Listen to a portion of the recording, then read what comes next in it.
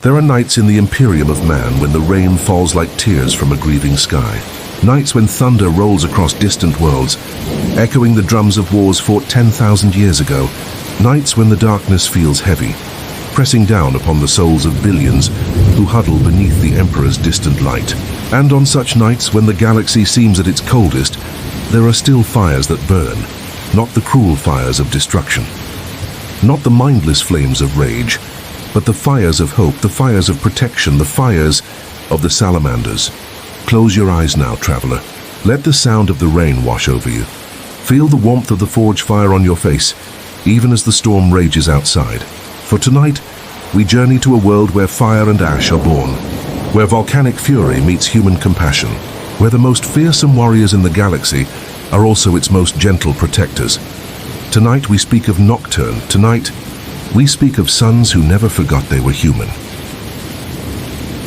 The world that forges heroes. Imagine a world caught between fire and ice.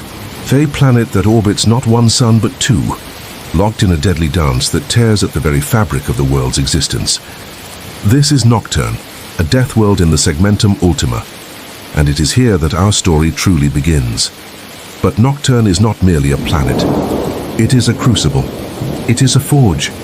It is a testing ground where only the strong survive, and where strength is measured not in brutality, but in endurance, compassion, and sacrifice.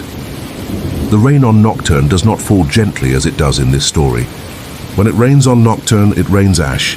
When the skies darken, they darken with the smoke of 1,000 volcanic eruptions. The ground trembles constantly beneath your feet, reminding you that the world itself is alive, angry, primordial, and utterly unforgiving. The people of Nocturne know death intimately. They know it in the form of lava flows that consume entire settlements in minutes. They know it in the earthquakes that split the earth and swallow homes whole. They know it in something they call the time of trial, a period every 15 Terran years when Nocturne's orbit brings it too close to its sister moon. Prometheus and gravitational forces tear the world apart in a cataclysm of fire and destruction. Yet, the people endure. They endure because they have something that most worlds in this grim darkness do not have. They have protectors who remember what it means to be human. The thunder before the lightning. Let us go back, far back, to a time before the Salamanders were even a whisper in the galaxy, to a time before their Primarch fell from the stars like a meteor wrapped in divine fire. To understand the Salamanders, you must first understand the soil from which they grew. In the earliest days of the Imperium, when the Emperor of mankind still walked among his people, he embarked upon the greatest genetic experiment in human history. In the hidden laboratories beneath the Himalayan mountains, in chambers sealed against time and treachery, he crafted 20 sons. Not sons of flesh alone, but sons of legend. Sons of hope. Sons who would be demigods among men. These were the Primarchs. Each was designed to embody a different aspect of the Emperor's own transcendent nature. Each was a miracle of science and sorcery combined. Each was meant to lead one of the Emperor's Space Marine legions in a great crusade to reunite humanity across the stars. But the dark gods of chaos, those ancient and malevolent entities that lurk beyond reality, could not allow such perfection to exist unopposed. In an act of cosmic theft, they scattered the Primarch infants across the galaxy through the warp, that nightmarish realm of madness and mutation that underlies our reality like a cancer beneath healthy skin. 20 infant demigods, stolen before they could even draw their first breath in their father's presence. 20 pods, hurled through time and space to 20 different worlds. One of those pods crashed upon Nocturne, and inside that pod was a child who would one day be called Vulcan. The falling star. The people of Nocturne still tell the story in their sanctuaries, in the firelight, when the ash rain falls and children huddle close to their parents. They tell it as myth, as legend, as the founding moment of their entire civilization. It was during a time of trial, the worst kind of night on an already terrible world. The sky was not dark but red, stained with the light of 100 volcanic eruptions. The ground shook with such violence that entire mountains crumbled. The sea boiled. The air itself seemed to scream, and through this apocalypse a star fell, It burned across the sky brighter than any volcano, brighter than the twin suns themselves. It fell with such force that when it struck the Earth, the impact could be felt across half the planet. Where it landed, a crater was born, a wound in the Earth that glowed with heat that should have incinerated anything within a dozen miles. But when the people of the nearest settlement, brave or foolish enough to investigate, approached the crater, they did not find death. They found a child who should not have survived, a child wrapped in metal and strange technology, a child who even as an infant already showed signs of being different. His eyes were too knowing. His skin had a strange dark quality to it, almost as if forged from obsidian. His strength, even as a babe, was beyond anything human. The child was taken in by a blacksmith named Enbel, a master craftsman who lived in one of Nocturne's sanctuary cities. Nabel was a man of few words but great wisdom. He looked at this strange child and saw not a monster, not a weapon, but a son, and so he raised him. He named him Vulcan, after the ancient Lord of Fire from old Earth's mythology. The forge of character. As Vulcan grew, and he grew impossibly fast, he did not grow into cruelty. This is perhaps the most important part of our tale, dear listener, for on a death world like Nocturne, it would have been easy for a being of such power to become a tyrant, to take what he wanted, to rule through fear. But Vulcan learned something else at Enbel's forge. He learned that true strength protects. He learned that power without compassion is merely tyranny. He learned that the greatest fires are not those that destroy, but those that warm, that forge, that illuminate the darkness. Enbel taught Vulcan the blacksmith's art, not just the hammering of metal, but the philosophy behind it. Every blade you forge, Enbel would say, must be made with purpose. Every weapon exists to protect those who cannot protect themselves. Every tool serves humanity's survival. And young Vulcan, this child god with strength enough to crack mountains, listened. He worked the forge with hands that could bend steel like clay. He learned patience in the heating and cooling of metal. He learned precision in the 1,000 hammer blows that turn raw ore into a perfect blade. He learned that creation is harder than destruction and infinitely more valuable. The people of Nocturne watched this strange, dark-skinned giant grow among them, and they did not fear him. Instead, they came to love him. For Vulcan did not simply stay in Enbel's forge, he walked among the people. When earthquake struck, Vulcan was there, pulling survivors from rubble with his bare hands.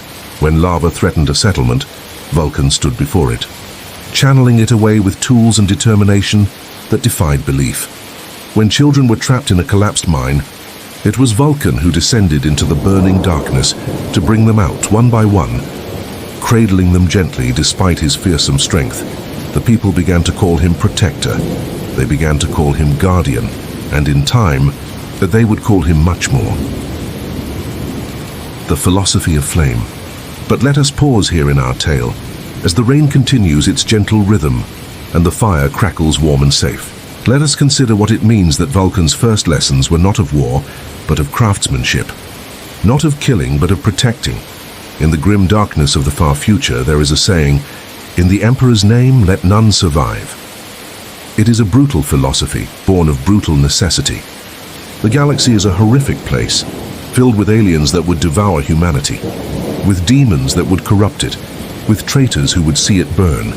But the Salamanders learned a different saying from their Primarch. Into the fires of battle, unto the anvil of war. It sounds violent, does it not? But listen to the second part, often forgotten.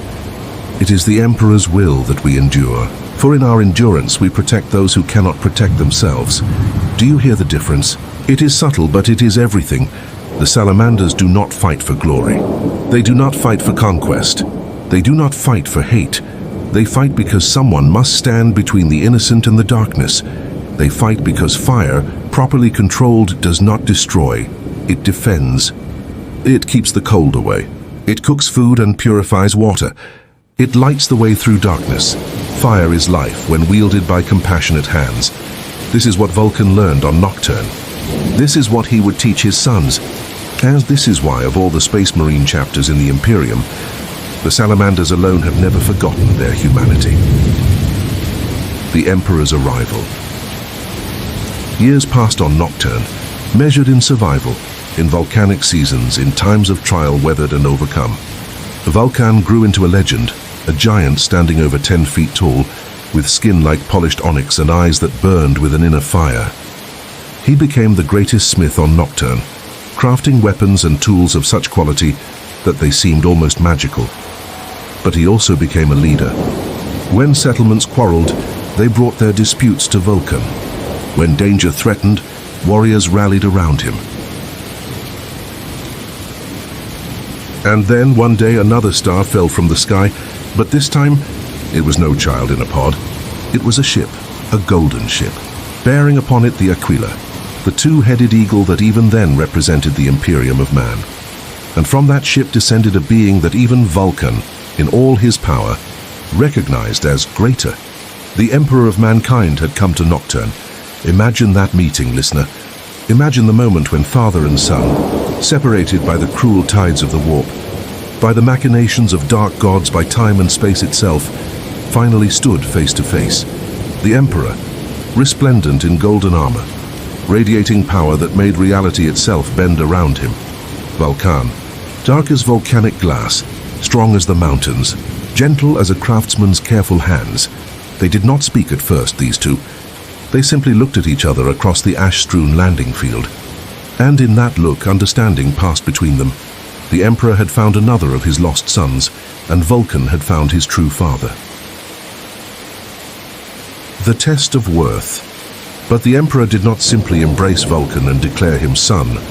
No, for the Emperor understood that true worth must be proven, even for a demigod. And so he proposed a contest, as was his way with each Primarch he found. They would compete in 3 trials, tests of skill that would demonstrate Vulcan's quality. The first test, they would hunt the greatest drake lizards of Nocturne, massive, fire-breathing reptilian predators that even the toughest warriors feared. The second test, they would forge a weapon, each using his own skill, to determine who was the greater craftsman. The third test, they would run a race through the volcanic mountains, testing endurance against Nocturne's deadliest terrain. The people of Nocturne gathered to watch these contests, and they watched something unexpected unfold.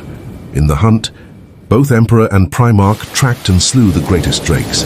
But when they returned, Vulcan carried not just his own kill, but also a wounded child he had found in the wilderness, having delayed his return to save a single life. In the forging contest, both created weapons of extraordinary quality.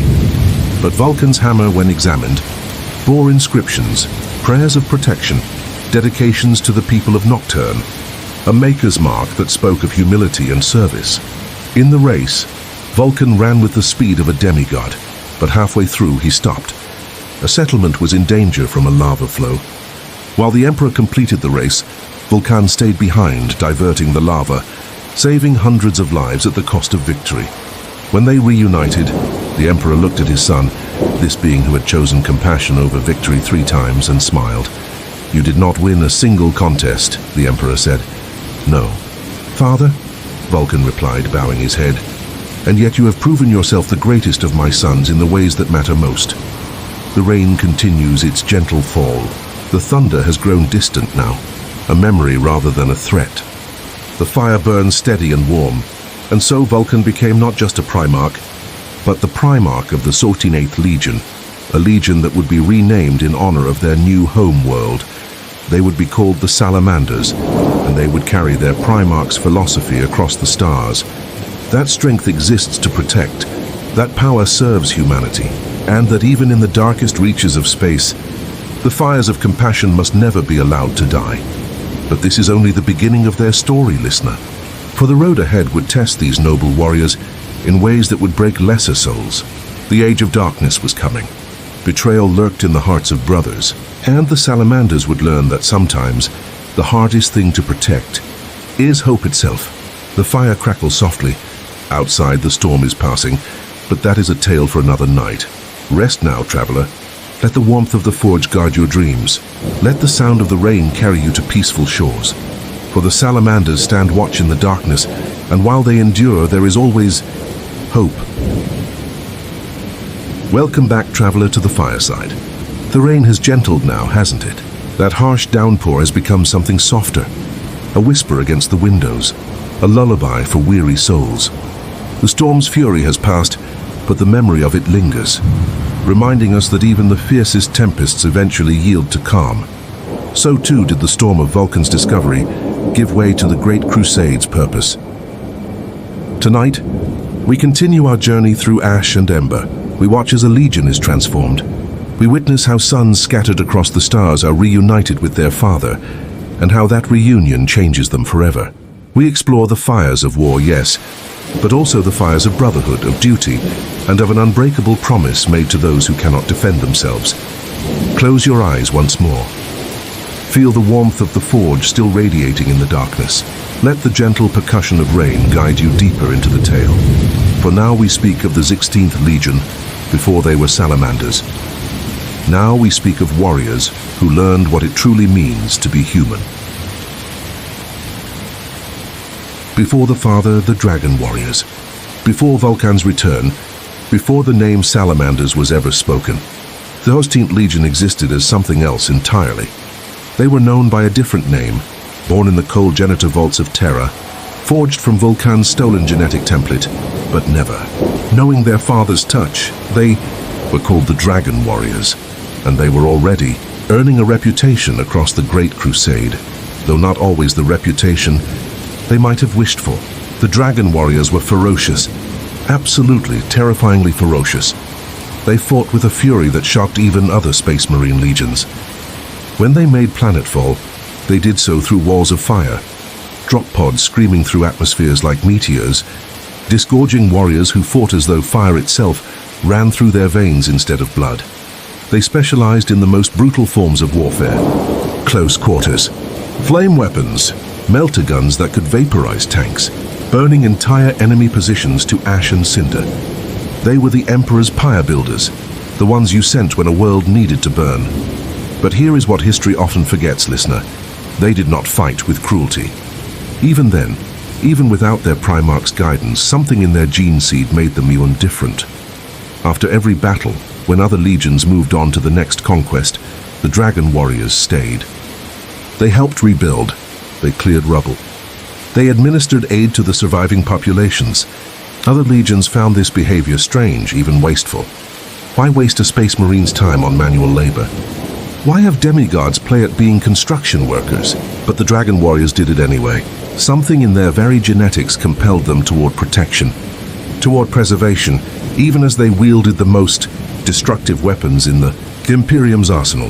They were fire incarnate, but fire that remembered it could warm as well as destroy. They simply didn't know why they felt this way. Not yet. Not until their father came home. When Vulcan took command of the Saint Teunfil Legion, it was not a simple transfer of authority. It was a transformation, a revolution of spirit that would define them for the next 10,000 years. Imagine the scene. The Legion assembled on Nocturne's fortress monastery, a structure built into the side of Mount Deathfire itself, a volcano so massive and so active that its peak was lost in perpetual clouds of ash and smoke. Thousands of Space Marines, each one a post-human warrior of terrifying capability, stood in perfect ranks, and before them, their father. Vulcan did not arrive in golden armor or with great ceremony. He came dressed in a simple blacksmith's apron, covered in soot, for he had been working the forge moments before. He walked among his sons not as a distant god, but as a craftsman inspecting his work. He stopped before each company. He looked into each warrior's eyes, those eyes that burned with the same inner fire as his own. And to each one he spoke, not grand pronouncements, not speeches about glory or conquest. He asked them their names. He asked them where they had fought. He asked them what they had built. Can you imagine it, listener? A Primarch. A being who could command star systems with a word, taking the time to know each of his sons personally. Other legions numbered in the hundreds of thousands. Their Primarchs knew their captains, perhaps, and the especially distinguished warriors. But Vulcan would spend the next months learning every name, every face, every story. Because to him they were not weapons, they were his children, and a father knows his sons. Vulcan gathered his sons in the great Forge Cathedral of Prometheus, Nocturne's largest sanctuary city. Outside, a time of trial was beginning. The sky darkening with volcanic ash, the ground trembling with tectonic fury. But inside the cathedral, around the sacred Forge of Oaths, A new doctrine was being born. "My sons," Vulcan's voice echoed in that vast space, gentle yet carrying the weight of mountains. "You have fought across 100 worlds. You have burned 1,000 enemies. You have brought compliance to countless systems. But now I ask you, why do we fight?" The dragon warriors, who did not yet know they would be called Salamanders, stood silent. They knew the official answer. For the Emperor, for unity, for the Imperium. But Vulcan shook his head. "We fight," he said, his voice soft as falling ash, "because someone must stand between the innocent and the darkness. We wield fire because fire properly controlled sustains life. We bring destruction to the enemies of mankind, not for glory, not for conquest, but because our strength allows us to protect those who have no strength of their own." He walked among them as he spoke, and the forge light played across his obsidian features, making him seem like a statue carved from living volcanic glass. "You are not weapons, you are guardians. You are not destroyers. You are defenders. And when the galaxy has been made safe, when the last Xenos threat has been eliminated, and the last human world brought into compliance, you will not rust in an armory. You will build. You will forge. You will create." He stopped at the Forge of Oaths and lifted a hammer, a massive weapon that would have required 3 normal men to even lift. "This is the Promethean Creed," he said, and began to recite words that would echo through 10 millennia. "Into the fires of battle, unto the anvil of war. We are the Emperor's wrath made manifest. We are the fire that burns against the cold. We are the light that pierces the darkness. We endure, and in our endurance, we protect. We stand, and in our standing, humanity survives. Self-sacrifice, loyalty, compassion. These are the fires that forge us. These are the flames that will never die." The warriors repeated the creed, their voices rising like a chorus of thunder, filling the forge cathedral until the very walls seemed to vibrate with the power of their oath. And in that moment, they ceased to be dragon warriors. They became salamanders, named for the mythical creatures that lived in fire, but were never consumed by it. They became protectors who would walk through any hell to save a single innocent life. The trials of Nocturne. But Vulcan did not simply change their philosophy and send them back to war. No, he understood that true transformation required more than words. It required experience. It required testing. And so he instituted what would become one of the Salamanders' most sacred traditions, the 7 trials of the Promethean cult. Each warrior, no matter how many battles he had fought, no matter how many honors he had earned, would undergo these trials. They were not tests of combat prowess. The Imperium had plenty of those. These were tests of character, of endurance, of commitment to the ideals Vulcan held sacred. The trial of fire. Walk through the magma chambers beneath Mount Deathfire, protected only by faith and a single thin suit of ceramite, to retrieve a sacred artifact. Learn that protection of others requires you to endure suffering yourself. The trial of ash. Survive 7 days in Nocturne's deadliest ashlands during a time of trial, with no weapons, no armor, only your wits and your will. Learn that strength means nothing if you cannot survive to use it. The trial of the forge. Craft a weapon of master quality, but not for yourself, for a mortal warrior who will never know your name. Learn that the greatest works are done in service to others, without expectation of recognition. The trial of night. Descend into the deepest caverns of Nocturne, where light has never reached, and navigate by touch and instinct alone. Learn that even in absolute darkness, purpose can guide you. The trial of ember. Carry a burning coal from Prometheus to Hesiod, a journey across Nocturne's most dangerous terrain, without letting the coal extinguish. Learn that some fires must be protected at all costs, no matter the difficulty. The trial of stone. Stand vigil over a settlement during a volcanic eruption, diverting lava flows and rescuing the trapped. Learn that your strength exists for the weak, not for yourself. The trial of mortality. Spend 1 month living as a normal human. No armor, no enhanced strength acknowledged. Working in the forges and farms alongside mortals. Learn humility. Learn what you fight to protect. Learn to remember what you once were. These trials were brutal. Some aspirants failed. Some died. But those who passed emerged transformed, not just as warriors, but as something the galaxy desperately needed and rarely saw. Warrior protectors who genuinely cared. As the Salamanders joined the Great Crusade in earnest, their reputation began to change. Where once the Dragon Warriors were known for their ferocity, the Salamanders became known for something else entirely. They became known as the Legion that stayed. On world after world, the pattern repeated. The Salamanders would arrive, fighting with the same devastating power as any Space Marine Legion. Their flamers and melters would purge the Emperor's enemies with ruthless efficiency. But then, when compliance was achieved, something unusual happened. They didn't leave. While other legions moved on to the next conquest, the next glory, the next campaign, the Salamanders remained.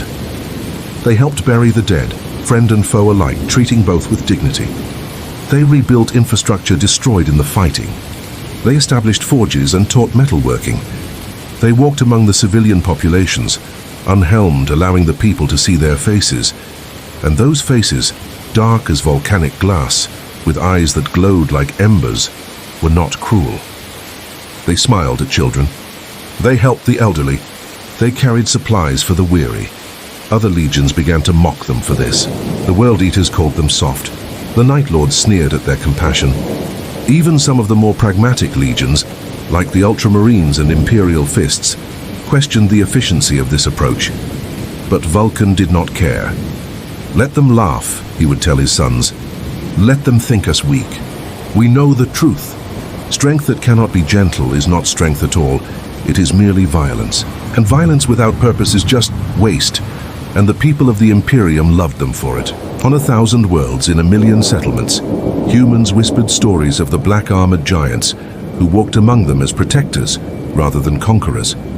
Children played games pretending to be salamanders, not because they were the most feared, but because they were the most admired.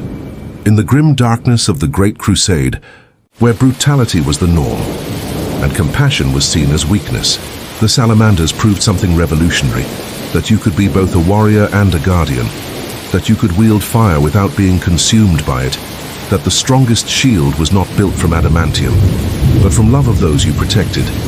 Vulcan forged close bonds with several of his brother Primarchs during this time. Not all, some were too distant, too cold, too consumed by their own visions. But with a few he found true brotherhood. With Rogel Dawn of the Imperial Fists he shared a craftsman's respect. Both were builders at heart, and many evenings found them discussing architecture and fortification while their legions campaigned side by side.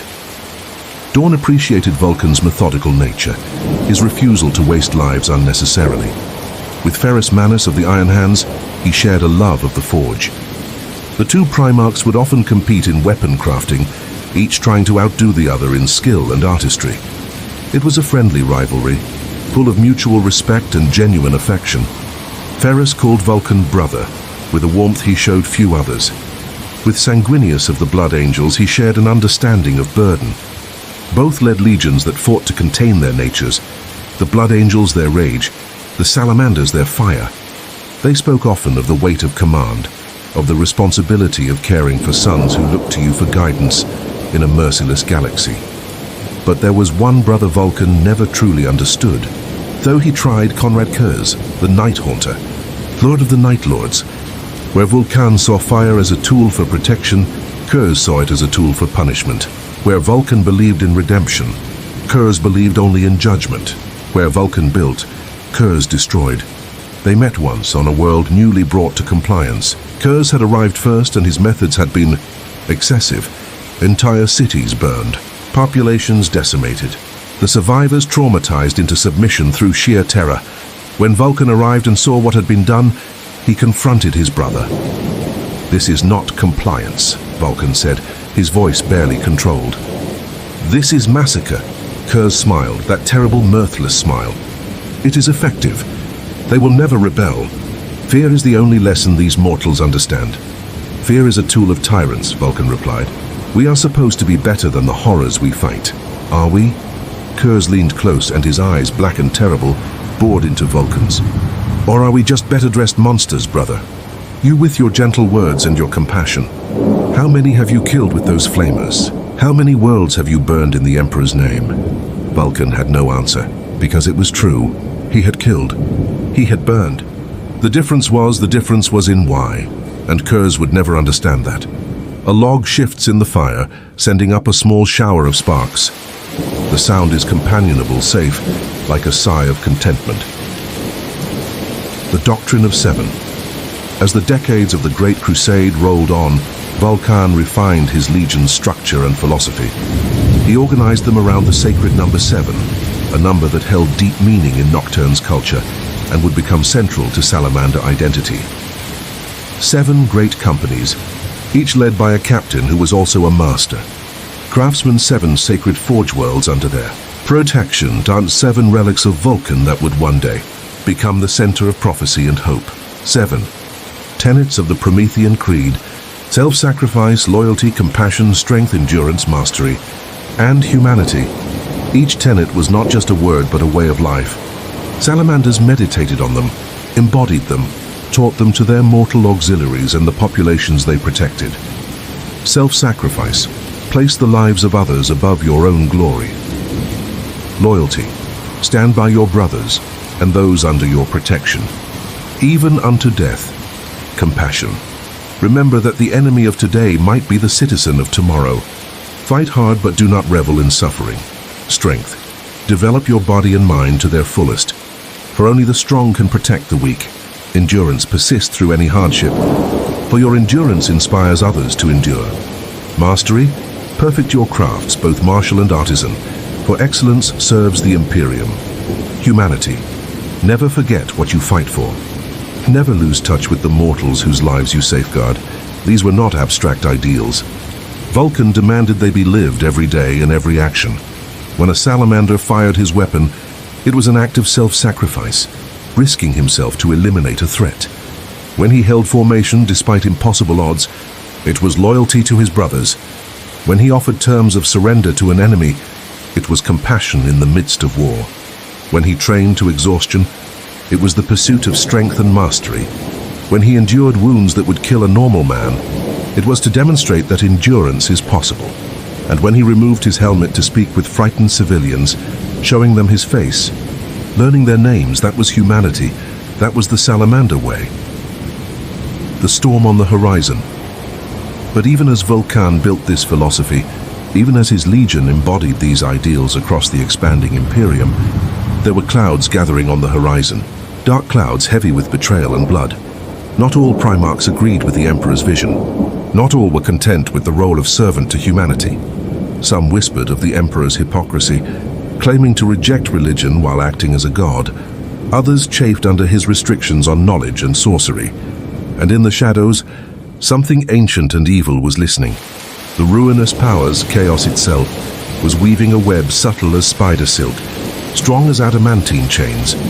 A first captain named Gavia Loken would one day say that the seeds of the heresy were planted from the very beginning.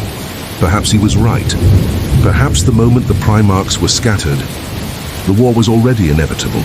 But the Salamanders, secure in their purpose, focused on their duty, did not see the storm coming. They built their forges, they protected their worlds, they stood vigil over humanity with the same patient endurance as their namesake, those creatures that live in fire without burning.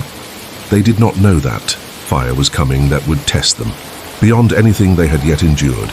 They did not know that one of their brother legions, one they trusted, absolutely, was about to shatter every oath they held sacred. They did not know that hell itself was about to descend on a world called Istvan Fate. The fire burns low now but steady. The rain has stopped entirely. In the silence you can hear the faint crackle of embers, the whisper of ash settling. But that darkness still lies ahead, traveler. For now, rest in this moment. Rest in the knowledge that there was a time when the Salamanders knew peace, when their greatest concern was how to better serve, when their father walked among them, teaching, guiding, caring.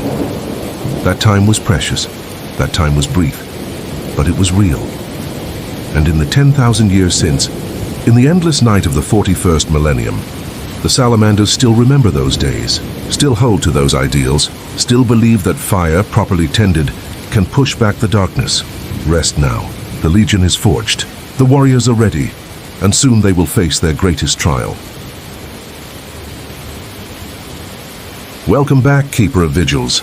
The storm returns, doesn't it? But different now, gentler, sadder, as if the sky itself mourns for what is to come. Pull your blanket closer. Let the fire's warmth shield you from the cold truth we must now face together. For tonight, we speak of the darkest chapter in the Salamanders' history. Tonight, we speak of trust betrayed, of brothers who became murderers, of fire turned against those who wielded it with honor. Tonight, we speak of Istvan V, the drop site massacre. Close your eyes, traveler, but steel your heart. Some truths must be told no matter how painful. Some memories must be honored, no matter how dark. For in remembering the fallen, we keep their sacrifice alive. In speaking their names into the darkness, we ensure they are never truly lost. The rain falls, the thunder mourns, and we bear witness. The first whispers came from Istvan III, a world that should never have become significant in the annals of history. A minor planet, recently brought to compliance, located in the Istvan system of the Segmentum Obscurus. But then the impossible happened. The War Master Horus, first among equals, the Emperor's chosen son, the brightest star in the Imperium's constellation of heroes, had turned traitor. Even now, 10,000 years later, those words seem impossible. Horus, the War Master, the one the Emperor trusted above all others, the Primarch who had led more victories than any other, who had brought more worlds to compliance, who had seemed to embody everything the Great Crusade stood for. He had betrayed it all. The news came in fragments, in desperate astropathic messages that screamed through the warp, distorted by distance and horror. Horus had virus-bombed his own legionnaires on Istvan III, those warriors who had remained loyal to the Emperor. He had murdered his own sons by the tens of thousands, purging his legion of those who would not follow him into damnation. And now he had fortified himself on Istvan Fiefs, rallying other traitor legions to his banner. The Emperor's response was swift. 7 legions would be dispatched to bring the War Master to heel. 7 legions would descend upon Istvan V and end this rebellion before it could spread. The Iron Hands, led by Ferrus Manus, Vulcan's close friend, a Primarch who burned with righteous fury at the betrayal, the Raven Guard, led by Corvus Corax, master of stealth and sudden strikes, and the Salamanders, led by Vulcan himself, the warrior protector who still could not fully believe that brother could turn against brother so completely. These would be the first wave. The hammer that would smash the traitors. Following behind would be 4 more legions. The second wave, the anvil against which the traitors would be crushed. The Iron Warriors, the Word-bearers, the Night Lords, and the Alpha Legion. 7 legions loyal, 7 legions strong. Surely this would end quickly, surely. Horus would see the futility of his rebellion and surrender. Surely, this nightmare would soon be over. The fleet that assembled for the Istvan V compliance was a sight that should have inspired awe. Hundreds of ships, thousands of drop pods, 7 legions of the Adeptus Astartes, the finest warriors humanity had ever produced. But aboard the flame-wrought, Vulcan's flagship, there was no joy. No anticipation of glory, there was only sorrow. Vulcan stood in his private chambers before a forge he had built with his own hands, and he wept. Not loudly, not dramatically, but tears ran down his obsidian cheeks as he worked molten metal, shaping it, folding it, infusing it with his grief. He was crafting a weapon, a massive warhammer that he would call Dawnbringer, because even in this darkness he had to believe that dawn would come again. "Father," came a voice from the doorway. Captain Artellus Numion, first captain of the Salamanders, master of the Pyre Guard, Vulcan's personal protectors, a warrior who had stood at Vulcan's side for decades. Vulcan did not look up from his work. "Speak, my son." The fleet translates from warp space in 6 hours. Captain Cassian asks about deployment patterns. Captain Gravius requests permission to lead the first drop. And Numion hesitated. And the men are asking if it's true. About Horus, about Ferrus. Vulcan's hammer stilled. What about Ferrus? They say his rage is consuming him, that he speaks of nothing but vengeance, that he will lead his legion into a death charge the moment we make planetfall. Vulcan set down his hammer and finally looked at his first captain. In his eyes, that perpetual gentle fire seemed dimmed. Ferrus has lost brothers on Istvan III. His rage is understandable, but not wise. No, Vulcan admitted. Not wise. He moved to a viewing port, looking out at the stars streaming past. I have tried to counsel him. But grief makes us deaf, Numion. And betrayal by one you trusted. That is a wound that does not heal quickly. What will you do, Father? Vulcan was silent for a long moment. Outside, the warp current swirled in colors that should not exist. Finally, he spoke. I will stand with my brother. I will protect him if I can. And if this is truly war against Horus, then we will do what we have always done. We will endure, we will protect, and we will remember that even traitors were once our brothers. Numion bowed, but as he left, he could not shake the cold feeling that had settled in his stomach, a feeling that whispered, something is wrong. Something is terribly, terribly wrong. Istvan Fi was a world of black sand and jagged mountains, a desolate place, airless in many regions, hostile to unaugmented human life. The traitors had fortified the Urgal Depression, a massive crater surrounded by natural walls of stone, creating a killing ground that favored the defender. But 7 legions were descending upon them. 7 legions coordinated by Primarchs who had conquered worlds beyond counting. The plan was simple.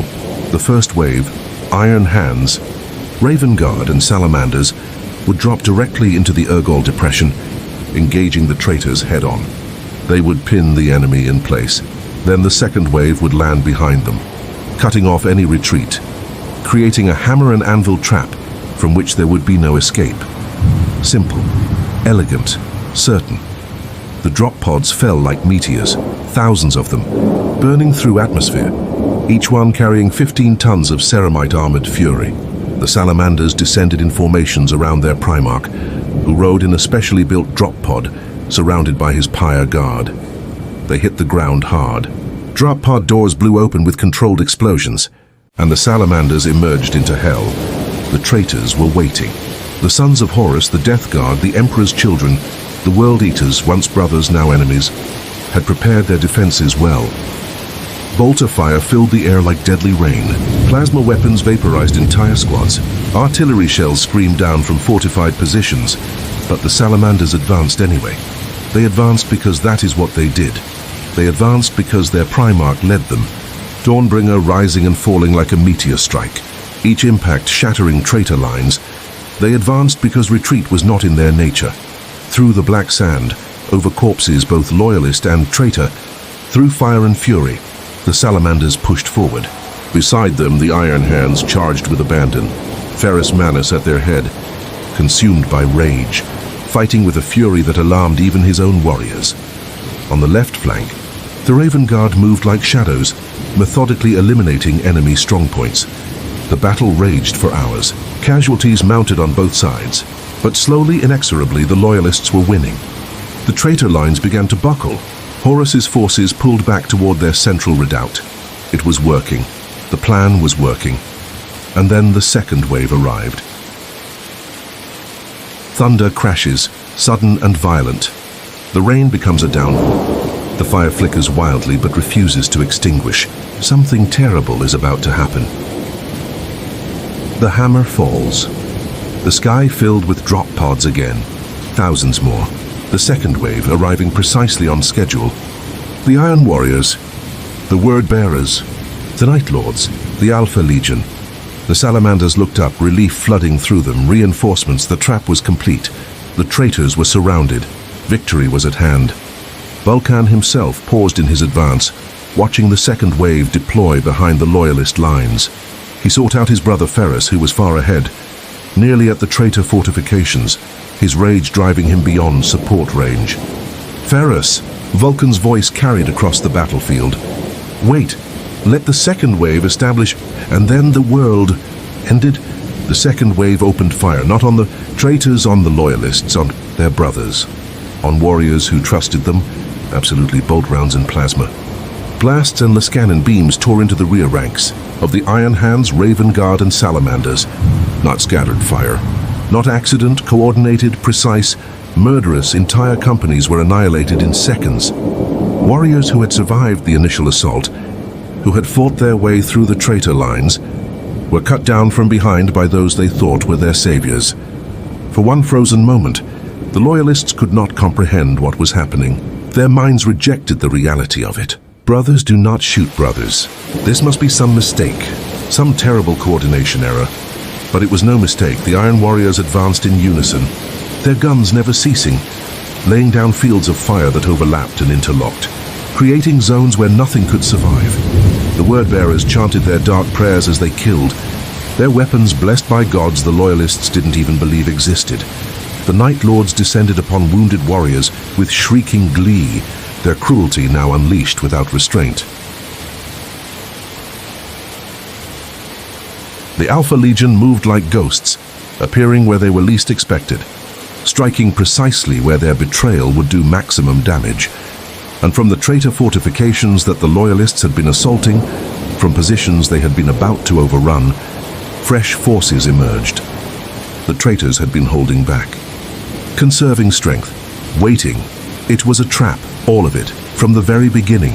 The hammer fell, and 10,000 Astartes died in minutes. The breaking of Ferrus Manus realized the betrayal seconds before his brother. Primarch, Fulgrim of the Emperor's children, struck. The two had once been close friends. They had crafted weapons together. They had spoken of art and perfection, and the future of the Imperium. Ferrus had trusted Fulgrim as he trusted few others, and now Fulgrim's blade, a Xenos weapon of terrible power called the Laren Blade, was aimed at his throat. They fought there, in the center of the massacre, two demigods trying to kill each other. Ferrus, consumed by rage and now betrayal, fought with a fury that shook the ground. Fulgrim, corrupted by dark powers, moved with inhuman speed and grace. Vulcan saw them, saw his friend fighting for his life against a brother-turned-traitor. The Primarch of the Salamanders began fighting his way toward them, Dawnbringer clearing a path through traitor and corrupted Marine alike. Ferrus, "Hold on, I'm coming!" But there were thousands of warriors between them, and even a Primarch can only move so fast through such carnage. He watched, helpless as Fulgrim's blade found an opening. He watched as that terrible sword pulsing, with the power of she who thirsts, cut through Ferrus's gorget. He watched as his brother's head separated from his shoulders and fell to the black sand of Istvan V. Vulcan's roar of anguish could be heard across the entire battlefield. It was not rage. Vulcan did not have rage in him as some Primarchs did. It was pure grief, pure sorrow, the sound a father makes when he loses a child, the sound a brother makes watching a brother die. Dawnbringer fell like divine retribution. Every blow obliterated traitors. Every swing sent shockwaves through the ground. Vulcan fought toward Ferrus's body, driven by a desperate need to retrieve his brother, to not let the traitors defile him further. But the enemy had learned to fear the Primarch of the Salamanders. They swarmed him. Dozens, then hundreds. Even a Primarch can be overwhelmed by numbers, and all around his legion was dying. Most legions would have broken in those moments. The sheer shock of betrayal, the sudden reversal from near victory to catastrophic defeat, the sight of brothers killing brothers, it would have shattered morale completely. But the Salamanders were not most legions. Their training in the 7 trials had prepared them for the unthinkable. Their philosophy of endurance gave them strength when strength should have failed. And their Primarch, even surrounded and assaulted from all sides, still fought, not to escape but to save his sons. To me. Vulcan's voice cut through the chaos. "Salamanders, to me! Form a perimeter! Protect the wounded!" And they came. Through fire and betrayal, through the nightmare landscape of a massacre, they rallied to their father. Not in a rout, not in panic, but in disciplined formations, each squad covering the retreat of the next, each warrior standing firm so that others might survive. First, Captain Numion fought his way to Vulcan's side, his armor scorched black, his shoulder pauldron blown completely away. "Father, we must retreat. The Raven Guard are trying to reach their dropships." "And the Iron Hands?" Vulcan asked, even as he crushed a word-bearer's helmet with Dawnbringer. Numion's silence was answer enough. The Iron Hands, leaderless, consumed by grief and rage at their Primarch's death, had broken. Most were fighting to the death where they stood. Some were trying to reach their fallen Primarch's body. Almost none were retreating. "We save who we can," Vulcan commanded. "We endure. We survive. That is our duty now." The Salamanders began a fighting withdrawal, creating a moving fortress of ceramite and fire. They used their flamers not for offense now, but to create walls of flame that bought precious seconds. They used their melters to collapse passages behind them, slowing pursuit. And wherever they found survivors from any legion, they took them in. Iron Hands who had been cut off, Raven Guard who had been wounded, even mortals from the army regiments that had been deployed alongside them. "We leave no one behind," Vulcan ordered. "Not while I still stand." The price of compassion. But compassion has a price on a battlefield, especially when enemies expect it. The traitors knew the Salamanders would not abandon the wounded. They knew Vulcan would risk anything to save his sons. And they used that knowledge as a weapon.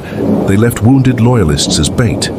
They hid among the casualties, waiting for Salamanders to come close enough to rescue them before detonating explosives or opening fire at point-blank range. Squad after squad paid the price of their compassion.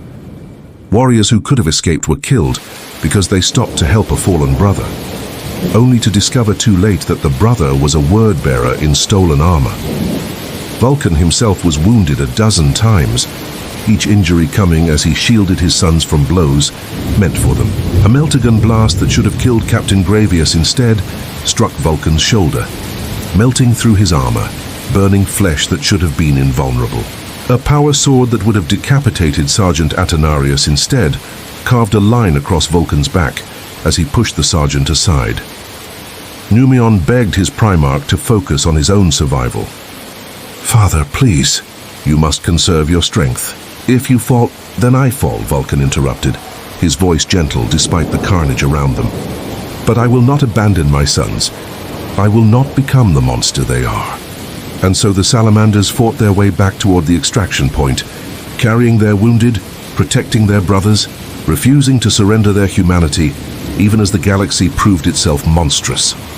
Behind them, the massacre continued. The Iron Hands died almost to a man, fighting with the fury of those who have nothing left to lose. The Raven Guard, more mobile, managed to extract more of their number, but at terrible cost. And the traitors, triumphant, began the grim work of desecrating the fallen. The Drop Site Massacre. It would be called in history Istvan V, the place where the heresy truly began, the battle where loyalty died and treachery triumphed. As the Salamanders reached the evacuation zone, a bitter realization set in. There were not enough ships. The traitor fleet had emerged from hiding, destroying many of the loyal vessels. Only a handful of transports remained, and they could not carry everyone. Vulcan looked at the survivors, his sons, Iron Hands refugees, Raven Guard wounded, mortal soldiers, and even some civilian support staff who had been caught in the massacre. Thousands of souls who needed evacuation. Capacity for perhaps half that number. The choice was impossible. Who would live? Who would die? Other commanders might have calculated coldly, might have taken only the most valuable warriors, might have abandoned the mortals and the wounded to buy escape for the strong. Vulcan made a different choice.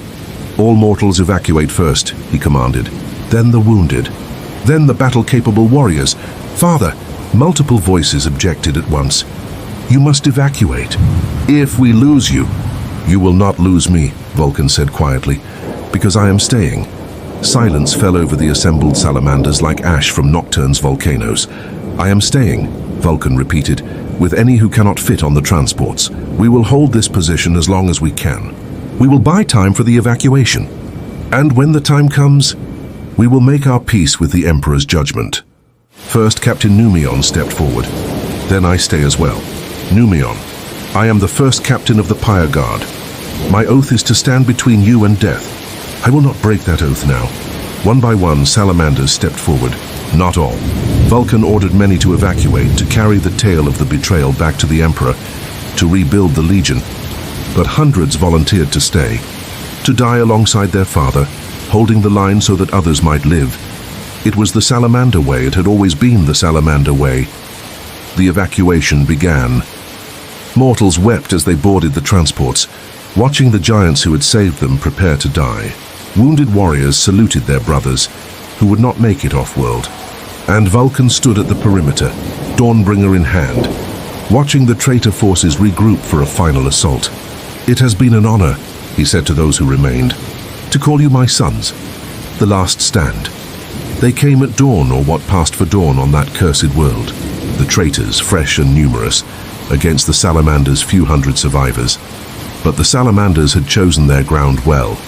A narrow defile that the traitors would have to funnel through, high ground that gave advantage to defenders, and they had time to prepare, setting up the last of their ammunition, positioning their remaining heavy weapons, creating overlapping fields of fire. When the traitors charged, they ran into a wall of flame and fury. The Salamanders did not fight as individuals. They fought as one legion, one mind, one purpose. Every shot counted. Every flame burst was placed precisely where it would do maximum damage. And at the center, Vulcan stood like a mountain, unmoving, indestructible. The traitors sent wave after wave, and wave after wave broke against the Salamanders' defense. Hours passed. The Salamanders' numbers dwindled. Their ammunition ran low. Their armor, already battered from the earlier battle, began to fail completely. But they held. They held because holding was what they did. They held because others were escaping behind them. They held because their father asked it of them, and they would deny him nothing. And when the last transport lifted off, carrying the final evacuees to safety, Vulcan allowed himself a small smile. "Well done, my sons," he said softly. "You have bought them time. You have saved lives. That is victory enough." Numion, standing beside him, armor breached in a dozen places, missing his left arm below the elbow, nodded. "It has been the greatest honor of my existence, father." "The honor," Vulcan replied, "has been mine." The traitors massed for a final push. Thousands of them, led by traitor Primarchs who had come personally to end Vulcan's defiance. The Salamanders, fewer than 200 now, raised their weapons one final time and prepared to meet their end with the same dignity they had lived their entire lives. But fate, it seemed, was not quite finished with Vulcan yet. What happened next is a story shrouded in mystery and legend, traveler. Some say the Emperor himself intervened, sending a psychic shockwave across the battlefield. Others claim that Vulcan's own will was so strong that it held the traitors at bay long enough for an unexpected rescue. Some whisper of darker things, of deals made, of powers invoked, of prices paid that would haunt the Primarch for millennia to come. But this is certain: Vulcan survived Istvan V, though it cost him everything, though the scars, physical, mental, and spiritual, would never fully heal, though he would carry the guilt of survival when so many of his sons did not. He endured, as Salamanders always do. The fire settles into a gentle glow. Peace, hard-won and fragile, returns. Rest now witness to sorrow. You have walked through the darkest valley. You have seen loyalty tested and proven true even in betrayal's face. You have witnessed the price of compassion and found it worth paying. The Salamanders were broken on Istvan Feed, but they were not destroyed, for fire, even scattered, can be rekindled, and hope, even in darkness, refuses to die. Welcome back, traveler. The storm has passed, hasn't it? The fury has spent itself. What remains is stillness, the kind of stillness that follows great upheaval, when the world must catch its breath and count the cost. Pull closer to the fire. Let its warmth remind you that even after the darkest night, flames still burn. That even in the aftermath of betrayal and death, something precious can survive. Tonight, we speak of what comes after the breaking. Tonight, we speak of warriors learning to stand again when every reason says they should fall. Tonight, we speak of a legion scattered, a Primarch lost, and the long, painful road of rebuilding what was shattered. The fire burns low, but the survivors of Istvan Fi did not return to Nocturne in triumph. They returned in shame, though they had nothing to be ashamed of.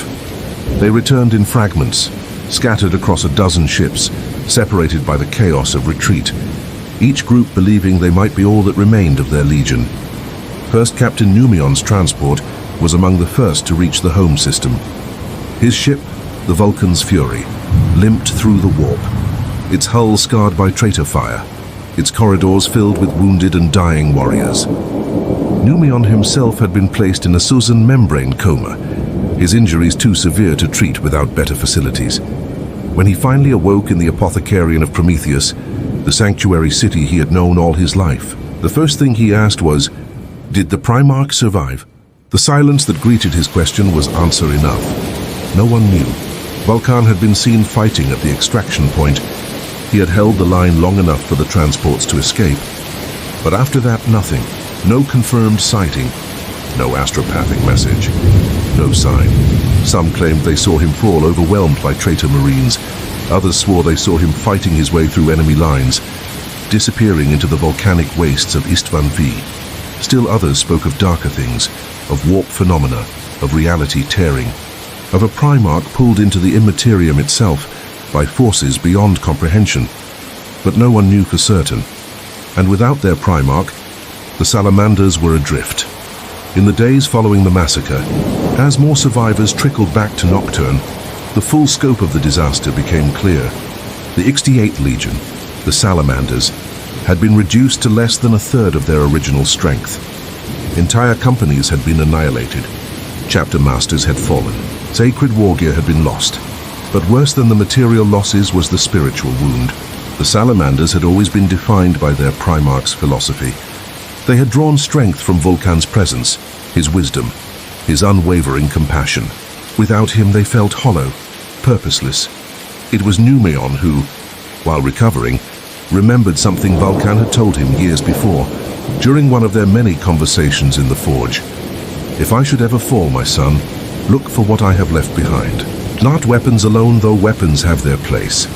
Look for the things I have made with purpose, the things that carry my will forward, even when I cannot." At the time, Numion had assumed Vulcan spoke philosophically.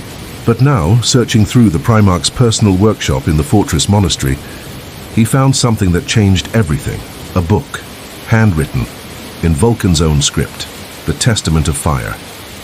In it, Vulcan had recorded a prophecy, or perhaps a promise. He wrote of 7 great artifacts he had forged over the decades of the Great Crusade. 7 relics, each one imbued with a portion of his essence, each one hidden across the galaxy.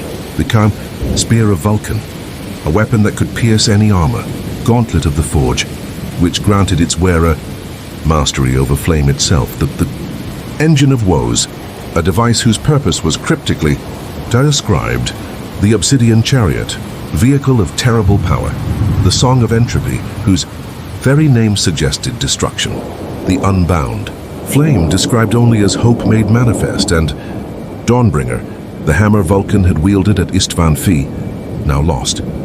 The book concluded with a single paragraph that Numion read aloud to the assembled captains. "If you read this, then I have fallen or disappeared, and you believe yourselves leaderless. Know this, I have not abandoned you. Find the 7, bring them together. When all are united on Nocturne, I will return. This is my promise, written in fire that cannot be extinguished. Wait for me, my sons, endure, I will come home." The chamber fell silent as the words echoed. Then slowly the captains began to rise. One by one they placed their fists over their hearts, the Salamander salute. "We will find them," Numion declared, his voice strong despite his injuries. "All 7, and we will bring our father home." It was an impossible task. The galaxy was tearing itself apart in civil war. The relics could be anywhere. Some might be lost. Some might be destroyed. The search could take decades, centuries, but the Salamanders were nothing if not patient. They were nothing if not enduring, and they had a promise to keep. The Long War. But the search for the relics could not be their only focus. The Horus Heresy raged across the galaxy, and the Imperium needed every loyal warrior. The Salamanders, battered and diminished, reorganized under a new command structure. Without Vulcan, the chapter masters convened a council, the Forge Fathers Council, to provide collective leadership. It was not ideal. It lacked the certainty of a Primarch's command. But it was what they had. And so the Salamanders went back to war. They fought differently now, more cautiously. The brutal lesson of Istvan V had taught them that trust could be weaponized, that brothers could become enemies, that the galaxy was darker than they had ever imagined. But they did not lose their compassion. That would have been the final victory for chaos, to turn the Salamanders into the very thing they fought against. Instead, they adapted. They fought with more suspicion, yes, but they still protected civilians. They were more careful about who they trusted, but they still offered mercy to those who deserved it. They had been scarred, but they refused to be broken. On world after world, the Salamanders stood as bulwarks against the tide of traitors. They defended refugee convoys when other legions pursued glory. They rebuilt infrastructure on devastated planets, when other forces moved on to the next battle. They maintained supply lines that kept entire sectors fed and armed. They were not the most celebrated legion during the heresy. They did not fight in the most famous battles. Their names were not sung in the epics that would be written about those dark days, but they endured, and in enduring, they saved millions of lives that would otherwise have been lost. The fire crackles softly. Outside, the night has reached that deep, peaceful hour when even the stars seem to rest. The silence is not empty, but full, pregnant with possibility. The search across stars. While the bulk of the Legion fought in the heresy, small teams of Salamanders embarked on parallel quests, searching for Vulcan's relics. These missions took them to the strangest corners of the galaxy, to forge worlds where reality bent around ancient machinery, to death worlds where survival itself was triumph, to space hulks drifting through the warp, carrying fragments of history long forgotten. The first relic recovered was the Spear of Vulcan, found by Captain Mirsan on a world called Caldera. The planet was in the process of tearing itself apart, its core destabilizing in volcanic eruptions that made even Nocturne seem gentle. The spear was buried in a temple at the planet's heart, protected by constructs Vulcan had left as guardians. Mirsan lost half his company retrieving it, but when he held the spear aloft, when he felt the echo of his Primarch's will thrumming through the weapon, he knew the cost was worth it. "He lives," Mirsan whispered. "Somewhere, somehow, our father lives. I can feel him in this weapon." Word spread among the Salamanders. Hope, which had guttered like a dying candle, flared back to life. The gauntlet of the forge was recovered next by Firedrake Terminator Squad Pyroclast. They found it on a forge moon orbiting a dying star, defended by Xenos raiders who had discovered it, but could not use it. The battle was brutal. The entire squad was killed except for Brother Sergeant Hekatan, who brought the gauntlet home and then, the very next day, volunteered to search for the third relic. "I will not rest," he said, "while our father's promise remains unfulfilled." Over the decades of the heresy, more relics were found. The Engine of Woes, the Obsidian Chariot. Each recovery came at terrible cost. Each brought the Salamanders one step closer to their goal. But two relics remained elusive: the Song of Entropy and the Unbound Flame. And Dawnbringer, lost somewhere on Istvan V, that cursed world now firmly in traitor hands. The Siege of Terra. As the heresy reached its climax, as Horus brought his armada to the cradle of humanity itself, the Salamanders answered the call to defend Terra. They were not at full strength. They were still bleeding from Istvan V's wounds. But they came anyway, because that was what Salamanders did. They took their place on the walls of the Imperial Palace, in the sections closest to the civilian shelters. Other legions fought for glory, for strategic positions, for the chance to face Horus himself. The Salamanders fought to protect the refugees huddled behind the lines. When traitor forces broke through the outer defenses, it was the Salamanders who held the breach long enough for civilians to evacuate. When orbital bombardment threatened to collapse an entire Hab sector, killing millions, it was the Salamanders who went into the ruins, shoring up structures with their own bodies if necessary, buying time for evacuation. When food supplies ran low and despair threatened to break the people's will, it was the Salamanders who shared their own rations, went without sleep, carried the wounded to safety on their backs. They were not the heroes of the siege. That honor went to others, to the Imperial fists who held the walls, to the Blood Angels who broke the traitor vanguard, to the Emperor himself who faced Horus in final combat. But ask the millions of civilians who survived the siege who saved them, and they would speak of green-armored giants who stood between them and death, who remembered, even in the worst battle humanity had ever fought, that the point of the battle was to preserve humanity. The Salamanders remembered. They always remembered. A distant sound, almost like a sigh, or perhaps the whisper of wind through trees. The fire responds, flaring slightly, as if acknowledging something beyond mortal understanding. The aftermath of victory. When Horus fell and the siege ended, when the traitor legions fled and the Imperium stood victorious but scarred, the Salamanders found themselves at a crossroads.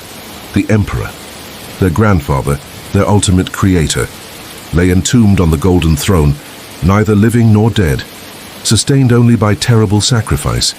The Imperium they had fought to preserve was changing, hardening. The idealism of the Great Crusade was being replaced by the grim pragmatism of survival. Robute Guilliman, now Lord Commander of the Imperium, instituted the Codex Astartes, a massive reorganization of the Space Marine legions. No longer would legions number tens of thousands. Instead, they would be divided into chapters of 1,000 warriors, ensuring that no single commander could ever wield the power Horus had used to nearly destroy everything. Many legions resisted this. They saw it as an insult, a punishment for the crimes of traitors, but the Salamanders under Numion's leadership accepted the Codex with a unique modification. They would divide into successor chapters as required, but they would also maintain a connection, a brotherhood that transcended the artificial divisions, and they would continue the search for the relics, because Vulcan had promised to return, and Salamanders kept their promises. But the disappearance and the quest. Here is where the story becomes strange, traveler, where history blurs into legend, and truth becomes impossible to separate from myth. Some records say Vulcan did return briefly, in the decades after the heresy, that he appeared on Nocturne, spoke with his sons and then vanished again, claiming he had a quest to fulfill, a penance for some failure only he perceived. Other records make no mention of this. They claim Vulcan was never seen after Istvan V. What is certain is this: by the end of the 31st millennium, Vulcan was gone, and the Salamanders had made his return their sacred purpose. They called themselves Draxward, Dragon Guard, those who would watch and wait for their father's return. They established the position of Forgefather, a title that rotated among the chapter's greatest heroes. The Forgefather would leave Nocturne, abandoning all rank and honor, and quest across the galaxy in search of the relics.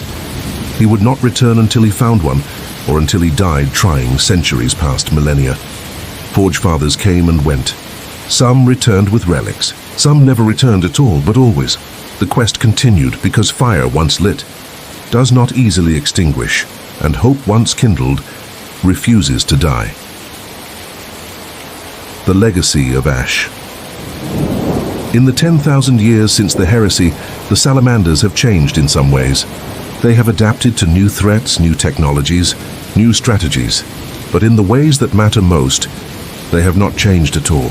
They still remember every civilian's life is worth saving.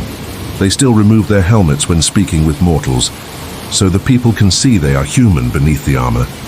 They still return to Nocturne between campaigns to the forges, to create and craft and remember that they are builders as much as destroyers. They still maintain the 7 trials, putting every aspirant through tests that forge character as much as strength. They still recite the Promethean Creed before battle. Self-sacrifice, loyalty, compassion. These are the fires that forge us. And they still wait for Vulcan. In every fortress monastery, in every chapel and forge cathedral, a flame burns eternally. The eternal flame of the Primarch, tended by chapter serfs and chaplains, never allowed to dim. It burns in memory of what was lost. It burns in hope of what will return, and it burns because Salamanders, above all else, endure. The fire in our hearth mirrors those distant flames, constant, unwavering, a promise made visible. The Salamanders in the Dark Millennium. The 41st millennium is a time of unprecedented darkness. The galaxy is quite literally split in half by the Great Rift. Chaos incursions threaten every world. Xenos races press at humanity's borders. The Imperium teeters on the edge of extinction. And in this darkness, the Salamanders shine brighter than ever. They fight on worlds whose names will never be recorded in history. They save populations that will never know their saviors' names. They hold lines that no one else considers worth holding, because on the other side of those lines are people who cannot defend themselves. On Armageddon, during the Third War for that blighted world, while other chapters pursued glory and orc warlords, the Salamanders evacuated entire hive cities, carrying children and elderly on their backs through war zones that would have killed unaugmented humans in seconds. On Nocturne itself, when Gazkul threatened the homeworld, every Salamander returned. They fought not for territory or resources, but for their people. And when the battle was won, before they left to campaign elsewhere, they rebuilt. They stood in the ashes and raised new structures. They forged new tools for the survivors, because that is what Salamanders do. On Sanctus Reach, when Chaos forces tried to corrupt a shrine world, the Salamanders arrived and fought for 30 days without rest, without food, sustained only by their faith and their purpose. When they finally purged the corruption, they stayed for 30 more days, cleansing the shrines, helping the faithful rebuild their places of worship, because that is who Salamanders are. The return of the Primarch, and then, in the closing years of the 41st millennium, something impossible happened. Robert Guilliman returned. A Primarch, 10,000 years lost, walked among the Imperium again. The news sent shockwaves through every Space Marine chapter. If one Primarch could return, then others might as well. The Salamanders intensified their search for the relics. Every available squad was diverted to the quest. The current Forgefather Tushan personally led expeditions to worlds that had been searched a dozen times before. If Guilliman can return, he declared before the assembled chapter, then our father can as well.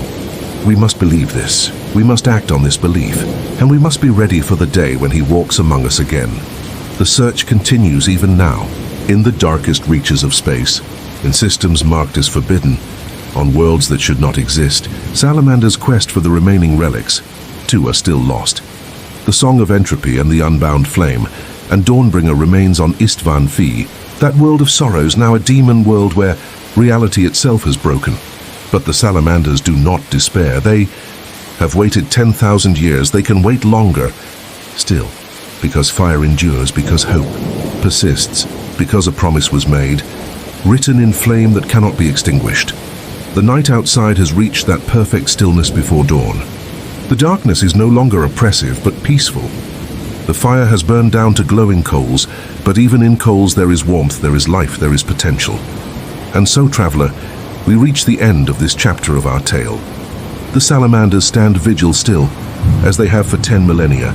Watching, waiting, protecting. They are not the largest chapter, not the most celebrated, not the most feared, but they are perhaps the most human, the most compassionate, the most faithful to the original dream of what Space Marines were meant to be. Not weapons of indiscriminate destruction, but guardians, protectors, warriors who remember that strength exists to shield the weak, not to dominate them. The fire burns low, but it burns still, and while it burns, there is hope. The coals glow steady in the darkness, a reminder that even the smallest flame can hold back the night. Rest now, keeper of memories. You have witnessed the long fall and the slow rise. You have seen how even the greatest tragedy cannot extinguish a spirit that refuses to be broken. Tomorrow, or perhaps in another 1,000 years, Vulcan may return.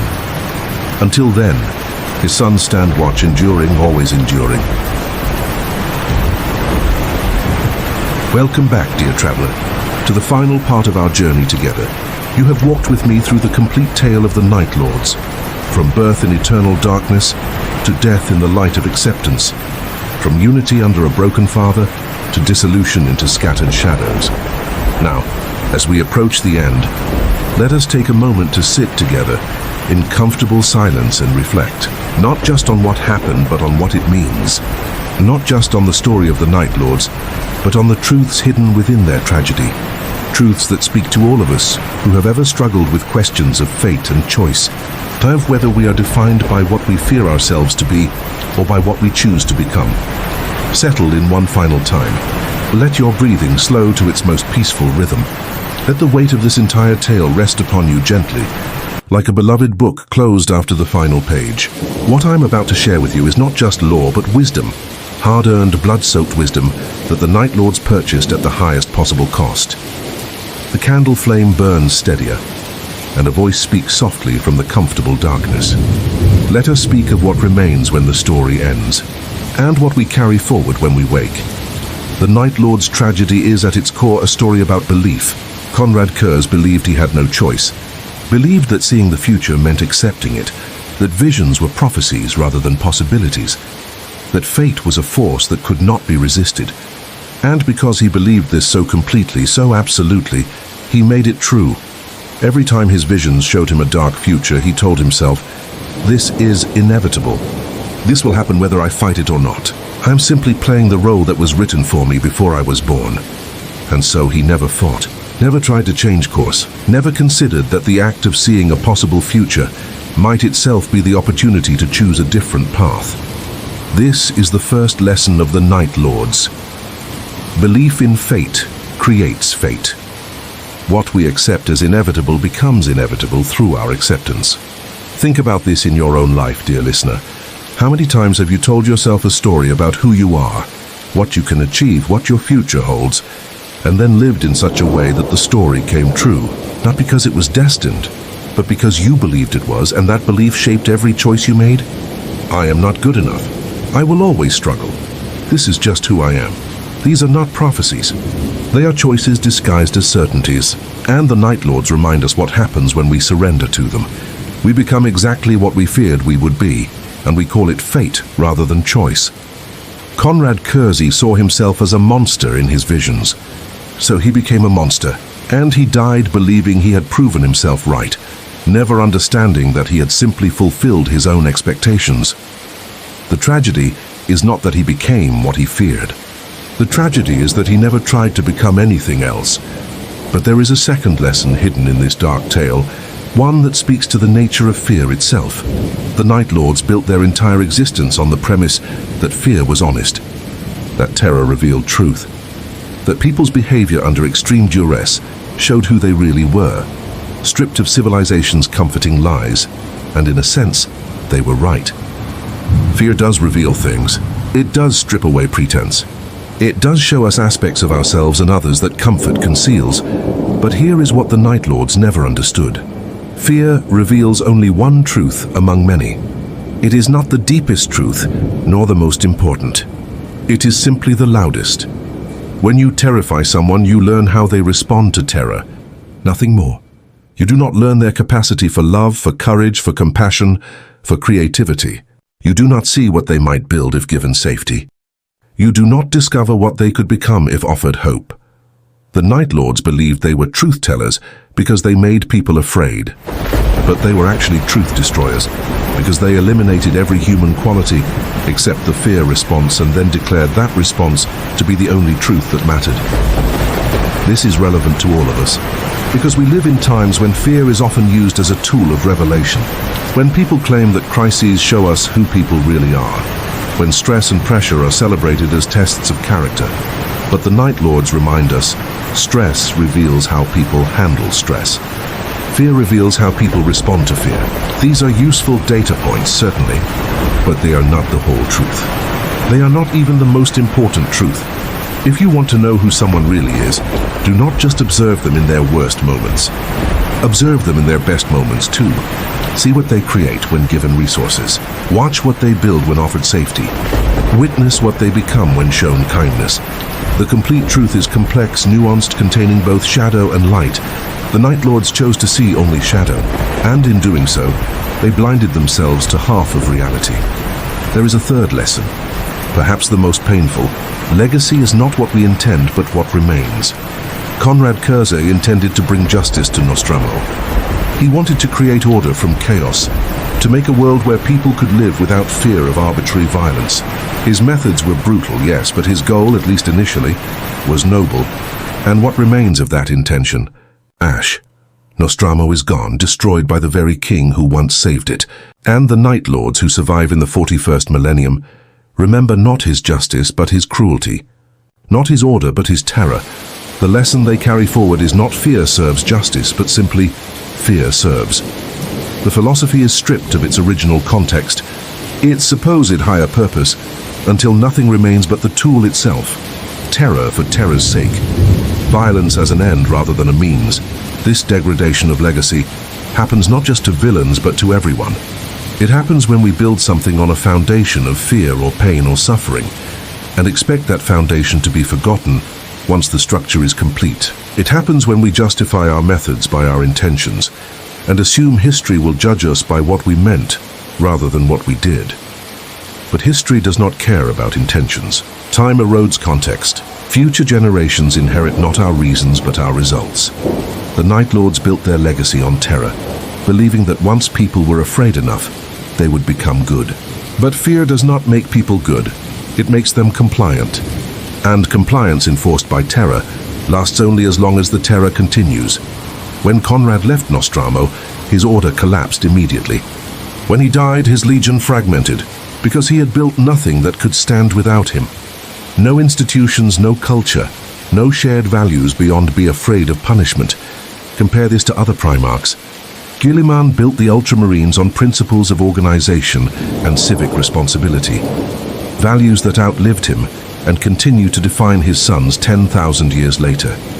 Vulcan built the Salamanders on compassion and protection of the innocent, principles that make them among the most humane. Chapters even in the grim darkness of the 41st millennium, but Conrad built the Night Lords on fear, and fear without purpose or principle to guide it becomes just cruelty.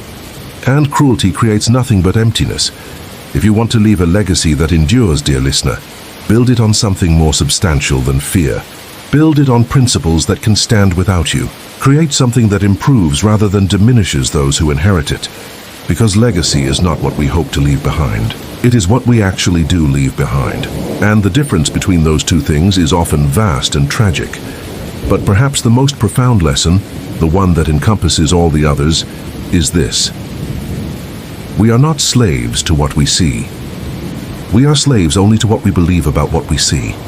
Conrad Kurz had visions, genuine prophetic visions of possible futures. This is not in question, but what he did with those visions, how he interpreted them, what conclusions he drew, what choices he made in response, that was always his decision. He saw dark futures and concluded, this is inevitable. He could have concluded, this is a warning. He saw himself becoming a monster and decided, I have no choice but to become this. He could have decided, I have every choice about what I become. He saw his death and surrendered to it, calling it proof of fate's power. He could have fought it, calling it proof of his own agency. The visions were real, but his interpretation of them, his belief that seeing meant accepting, that prophecy meant inevitability, that the future was fixed rather than mutable, that was a choice. A choice he made again and again every day, until it became so habitual he no longer recognized it as a choice at all.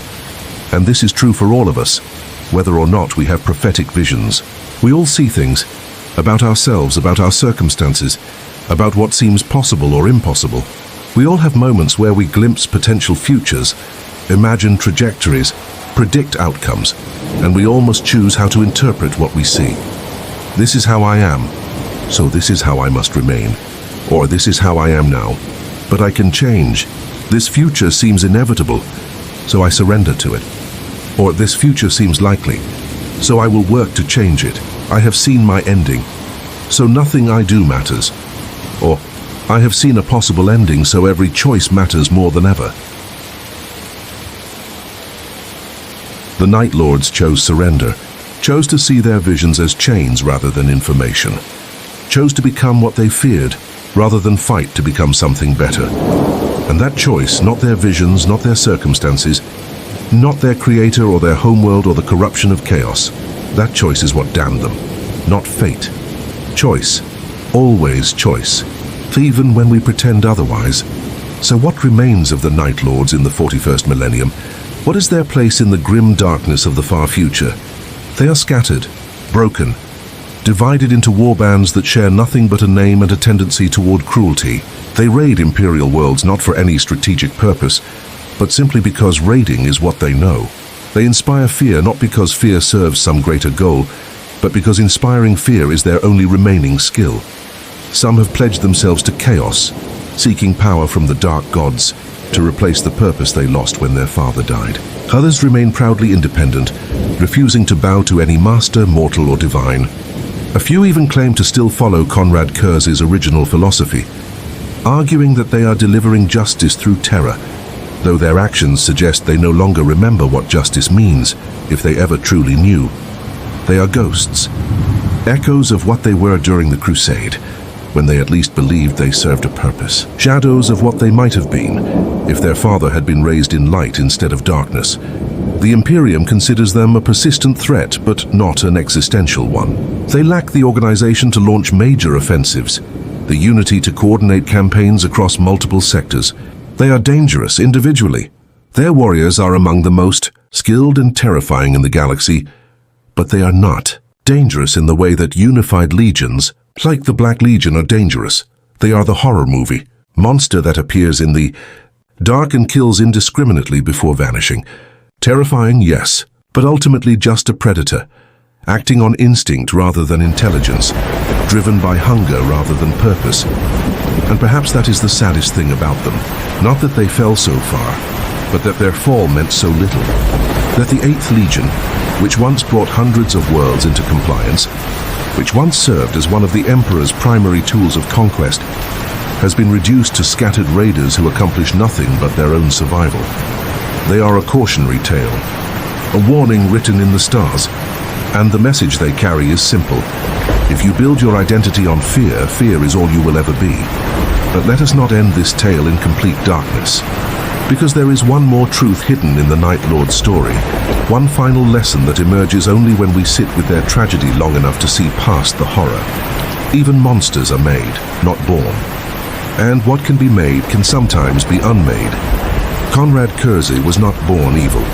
He was born with gifts, precognition, intelligence, physical prowess beyond human comprehension. He was born with the capacity for justice, for order, for making things better. But he was born into darkness, raised by violence, shaped by a world that taught him all the wrong lessons. And he never, not once in his entire existence, encountered someone who loved him enough to show him a different way. The Emperor found him too late. His brothers did not understand him. His sons feared him, and so he became what his environment made him. And he called it fate rather than acknowledging the simple truth. He was a child raised by monsters who became a monster himself, because that was the only model he had ever seen. This does not excuse what he did. Understanding is not the same as forgiveness, but it reminds us that even the darkest souls were once capable of light, and that circumstances matter, and that the difference between hero and villain is often just the presence or absence of someone who cared enough to intervene.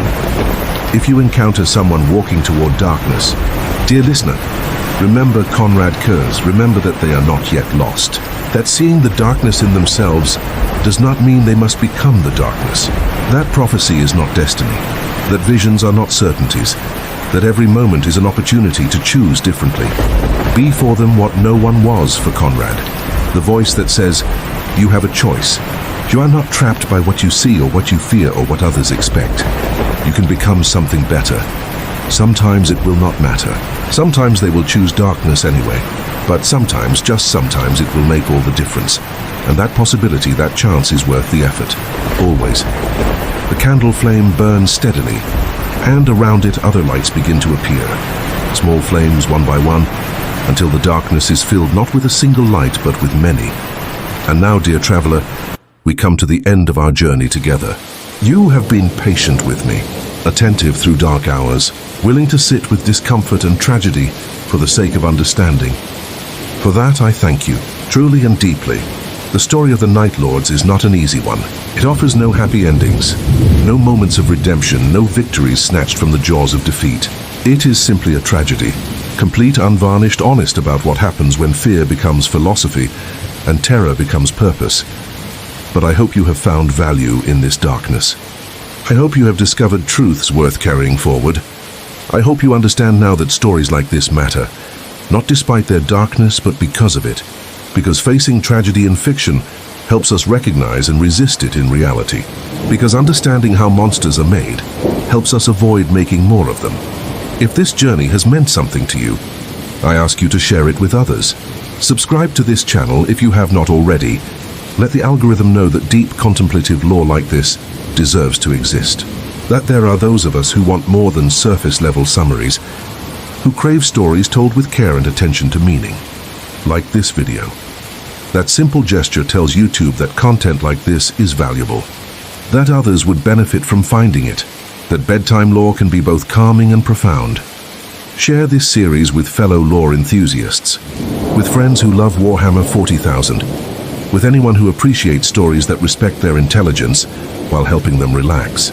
Post it in your Discord servers, link it in your Reddit threads, send it to that person who needs peaceful darkness to sleep. Leave a comment, telling me what resonated with you. Which lesson struck deepest? Do you see Conrad Kurz as villain or victim or something more complex? What other stories from this dark universe would you like to hear told in this contemplative style? Your engagement shapes what comes next, so speak up. Let me know you are out there, listening in the comfortable darkness. And if you are able, consider supporting this work through Patreon or channel memberships. Creating content like this takes time, hours of research, days of writing, careful attention to pacing and atmosphere and meaning. Your financial support makes it possible for me to continue telling these stories with the depth they deserve. It is not required, but it is appreciated more than words can express. This is how stories survive, not through chance, but through the deliberate choice of audiences to say, yes, this matters, this deserves to continue. You have that power. Use it wisely, use it well. There are other stories waiting to be told, other corners of the Warhammer 40,000 universe that deserve this kind of careful, contemplative exploration. The Emperor's origins, the tragedy of the Thousand Suns, the slow fall of the Taus, greater good, the loneliness of the last Necrons awakening to a changed galaxy. If you want to hear these stories, if you hunger for more lore told in this gentle, atmospheric style, then stay with me. Subscribe, engage, let me know what calls to you from the darkness, because I am here, waiting in the comfortable shadows, ready to guide you through whatever tale you wish to hear next, ready to sit with you through long nights, sharing stories that help you sleep while teaching you truths worth remembering. The galaxy is vast, the lore is deep, and there is always another story waiting for those brave enough to listen. Thank you for walking this dark road with me, traveler. Thank you for listening to a story of monsters and the choices that made them. Thank you for caring about the deeper meanings hidden in these grim fables. The Night Lords were children of darkness who never learned to walk in light. They were warriors who confused fear with justice, terror with order, cruelty with honesty. They were sons of a father who believed he had no choices and taught them the same lie. But you who have listened to this entire tale, you know better. You know that every moment is a choice. That seeing darkness does not mean surrendering to it. That fate is not a force that binds us, but a story we tell ourselves, and we can always choose to tell a different story. Carry that knowledge forward. Remember it when your own visions show you dark futures. Recall it when fear tries to define you. Hold it close when someone tells you that you have no choice, that this is just how things are, that the future is already written. The future is never written. It is only seen, and seeing it is the first step toward changing it. Sleep now, dear listener. Sleep peacefully. Dream of darkness that teaches rather than consumes. Dream of monsters who were once children. Dream of choices disguised as fate, and fate revealed as nothing but choices we were too afraid to own. Dream of candles burning in the void, small lights that refuse to go out, proof that even the deepest darkness can be witnessed and survived. Dream of candles burning in the void, small lights that refuse to go out, proof that even the deepest darkness can be witnessed and survived. And when you wake, remember, you are not Conrad Kurz, you are not bound by visions of what might be. You are not defined by what you fear becoming. You are simply you, and that is enough. And every choice you make from this moment forward is yours to make freely, without the weight of false prophecy, without the chains of imagined fate. The Night Lords chose darkness. You can choose light. Choose wisely. Choose well. And choose with the knowledge that the choice is always, always yours. The rain continues, gentle, eternal, and in that sound, peace. Deep peace, the kind that comes after long stories, when all the lessons have been learned and only rest remains. Until we meet again, traveler, in the grim darkness of the far future, there is only war. But there are also stories, and stories. Told well can light even the darkest nights, fade to silence, perfect for sleep, perfect for dreams, perfect for the peaceful darkness that heals rather than harms. Thank you for experiencing Dreams of the Night Lords. If this journey through shadow and meaning touched you, please subscribe, like, share, and comment. Your support makes content like this possible. What story should I tell next? Let me know in the comments below. The lore continues. The stories never end, and I will be here waiting in the comfortable darkness, ready to guide you through whatever tale you wish to hear. For the Emperor, for understanding, for all who seek wisdom in the darkest places. Subscribe and like and share, comment, support. Sleep well, dear listener, and may your dreams be filled with choices freely made. This has been a Lorekeepers Librarian production. Rest peacefully. The darkness is only a story, and you are safe